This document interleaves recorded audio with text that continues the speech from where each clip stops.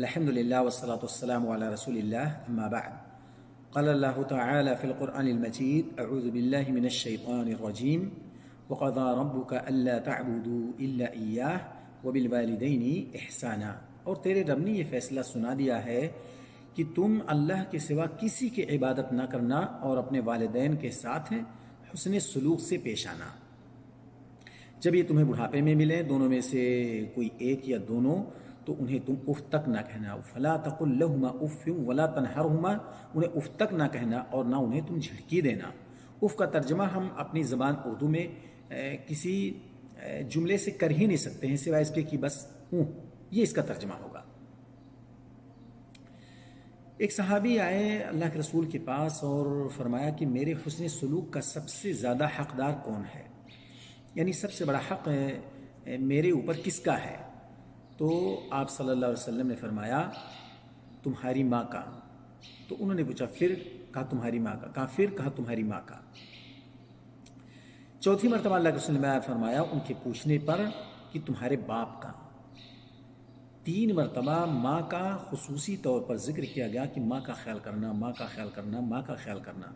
شاید اس کی وجہ یہ رہی ہو کہ ماں اپنی زندگی میں تین ایسے مراحل سے گزرتی ہے کہ ان مراحل سے کوئی دوسرا نہیں گزرتا ہے. پہلا مرحلہ جب وہ اپنے پیٹ میں 9 ماہ تک ایک بچے کی پرورش کرتی ہے اور اس کے پرورش کے دوران حالت حمل میں نرم گرم سرد سبھی موسم کا وہ خیال کرتی ہے، اور ان تمام مشکلوں سے وہ نکل کر کے جب وہ ٹائم آتا ہے بچہ کے پیدا ہونے کا، تو یہ دوسرا مرحلہ انتہائی کٹھن ہوتا ہے.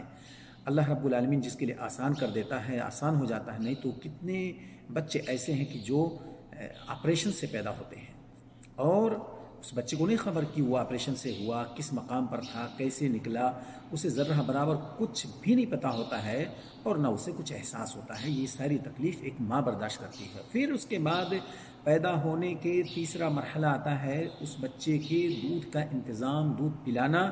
اور یہ ماں ہوتی ہے کہ جو 2 سال تک حولین کاملین مکمل 2 سال تک جو قرآن میں حکم دیا گیا ہے کہ ایک بچے کو دودھ پلانا، وہ ماں اپنے خون کو دودھ کی شکل میں ٹرانسفر کر کے ایک بچے کو اپنا دودھ پلاتی ہے. اگر یہ دودھ کہیں خشک ہو جاتا ہے، پاؤڈر کا استعمال کرنا پڑتا ہے، تو آپ اندازہ کریں کہ وہ بچہ کتنا دودھ پیتا ہے.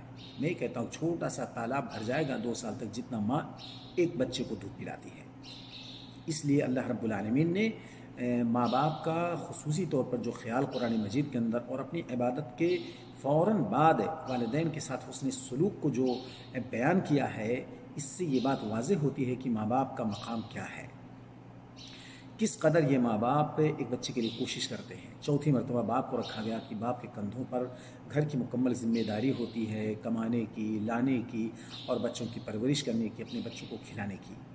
تو ان تمام چیزوں کو سامنے رکھ کر کے ایک بچے کو چاہیے کہ اپنے ماں باپ کا خیال کرے، اور ماں باپ کو چاہیے کہ ان کے بچپن سے لے کر کے اور جب تک کہ وہ کھڑے نہ ہو جائیں ان کا خیال کریں. اس طرح طرفین سے انشاءاللہ ایک خوشگوار زندگی گزرے گی، گھر کا ماحول اچھا رہے گا. اللہ رب العالمین ہمیں ان باتوں کو سمجھنے کی توفیق عطا فرمائے. وآخر دعوانا ان الحمد للہ رب العالمین.